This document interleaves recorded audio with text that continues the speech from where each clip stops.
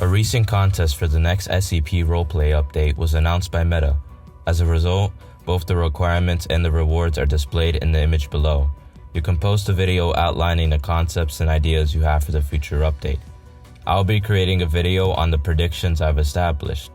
There will be two parts to this video: my projections for the upcoming update, as well as my very own ideas that might serve as the sources of inspiration for the developers. Let's begin.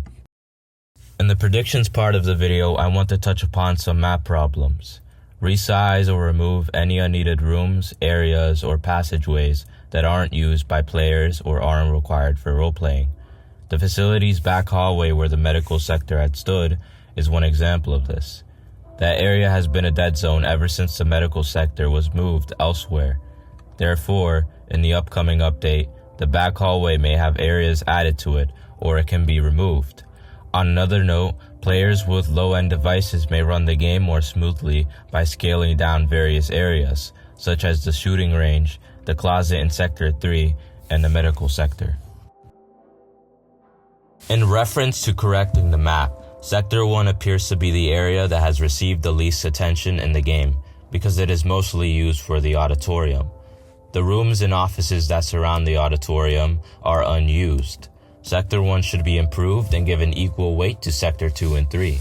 Perhaps relocating the cafeteria and the control room there would be acceptable.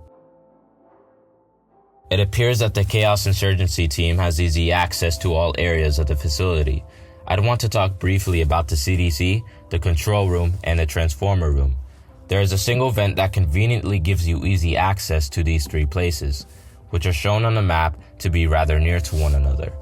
As a result, the Chaos Insurgency may simply hack the control room, use C4 to blow up the transformer, and free Class Ds to riot and cause chaos, all at the same time. A better option would be to separate the control room and the transformer room to different areas of the facility, rather than keeping them in that area of the map. Later in the video, we'll talk more about the Chaos Insurgency. Now let's get into game mechanics. An interesting feature would be the ability for custom maps to add their own teams and spawns, as well as deactivate and enable any team they don't want on their map.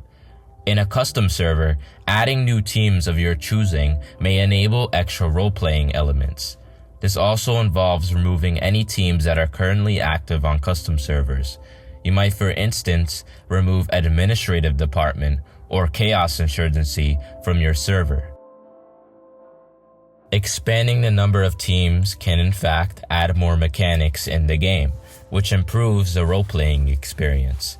Engineering and technical is one example. They can fix anything in the building since they are maintenance workers and engineers.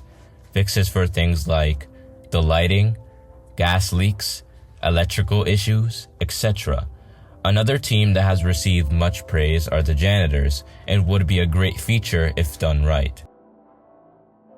Improving the testing mechanics that enable planned test and provide a cap on the amount of Class Ds you may test can prove useful. Instead of utilizing the authorized tool as the primary testing tool, a team perk that states that only the scientific department team may test can stop anyone from testing who is not on the team. Some other predictions I have come up with include adding models for presets. Currently, the presets don't offer enough for builders. Suggestions I have would be including a camera system preset for custom maps. The main game has a camera system, so granting custom servers the same would be acceptable.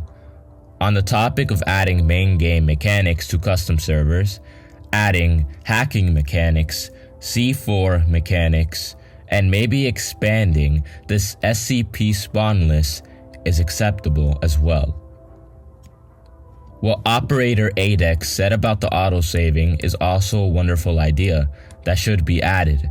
In addition to that idea, I want it to be a toggleable option in case some players don't want autosaving when building.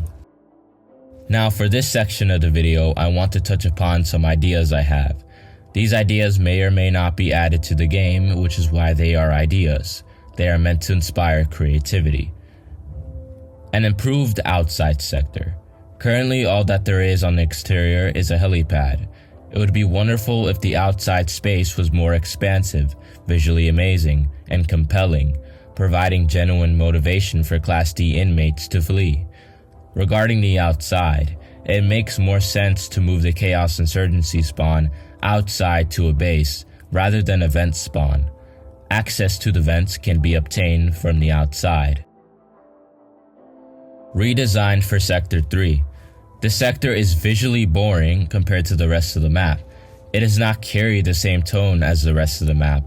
Although its usefulness in the facility is an understatement, it lacks the visual design and encourages builders to completely revamp the entire sector, which is not a bad thing to say the least.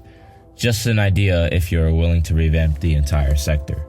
Some other ideas I had in mind was displaying a mini-map on the screen with an adjustable size, a button to toggle it on and off on the screen somewhere, and an option for custom map makers to utilize a mini-map is also in the realm of possibility.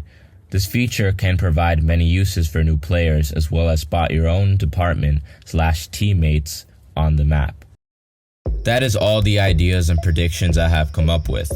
I had a lot more predictions and ideas in mind, but I didn't want to make the video too long. I got everything I thought was important said in the video. Overall, this was an interesting video to make, and hopefully I got a few of my predictions right. Wouldn't be mad if I got them all wrong. I love surprises. I'm very excited about this update, so thank you Meta and the dev team.